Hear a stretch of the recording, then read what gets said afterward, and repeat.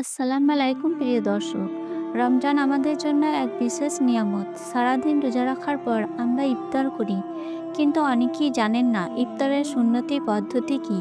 রসুল সাল্লাল্লাহু আলাইহি সাল্লাম কিভাবে ইফতার করতেন, কোন খাবার খাওয়া সুন্নত এবং কোনটি এড়িয়ে চলা উচিত, আজকের ভিডিওটিতে আমরা জানব। ১ নম্বর ইফতারের সুন্নতি পদ্ধতি। ২ নম্বর কি দিয়ে ইফতার করা উত্তম। ৩ নম্বর কোন খাবার এড়িয়ে চলা উচিত। ৪ নম্বর ইফতারের দোয়া। আসুন জেনে নিই পবিত্র হাদিসের আলোকে। রসুল সাল্লাল্লাহু আলাইহি সাল্লাম কখনোই ইফতার দেরি করতেন না। তিনি বলেছেন, মানুষ ততক্ষণ কল্যাণের মধ্যে থাকবে যতক্ষণ তারা ইফতার করতে তাড়াতাড়ি করবে। বুখারী 1957 নম্বর হাদিস, মুসলিম শরীফের 1098 নম্বর হাদিস। অর্থাৎ সূর্য অস্ত যাওয়ার সাথে সাথেই ইফতার করা সুন্নত। অন্য হাদিসে এসেছে, আমাদের ধর্মে দুটি আনন্দ রয়েছে।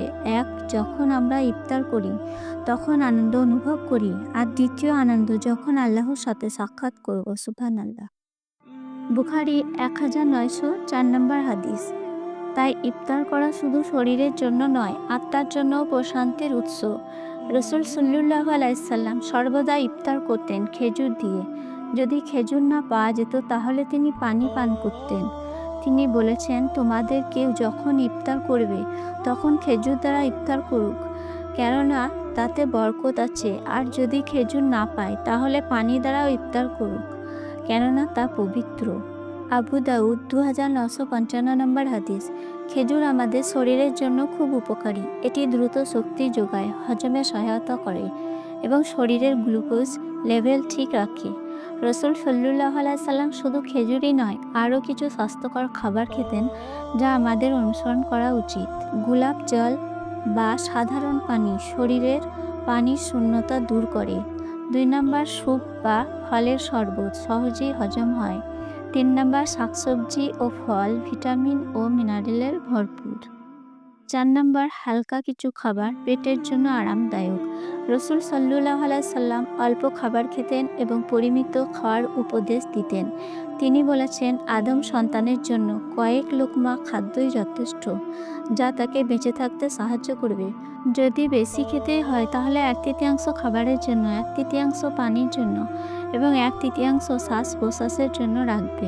তিরমিজি 2380 নম্বর হাদিস। অনেকে ইফতারের অতিরিক্ত ভাজা পোড়া, অতিরিক্ত চিনি ও জাঙ্ক ফুড খেয়ে ফেলেন, যা শরীরের জন্য ক্ষতিকর।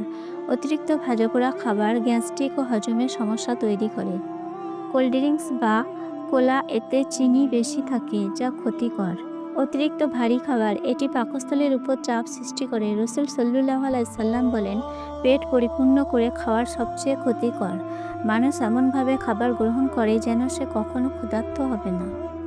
ইবনে মাজাহ 3349 নম্বর হাদিস। তাই আমরা যদি সুন্নতি পদ্ধতিতে খেতে চাই তাহলে অতিরিক্ত খাওয়া এবং অপুষ্টিকর খাবার এড়িয়ে চলতে হবে। ইফতারের সময় একটি গুরুত্বপূর্ণ সুন্নত হলো দোয়া পড়া।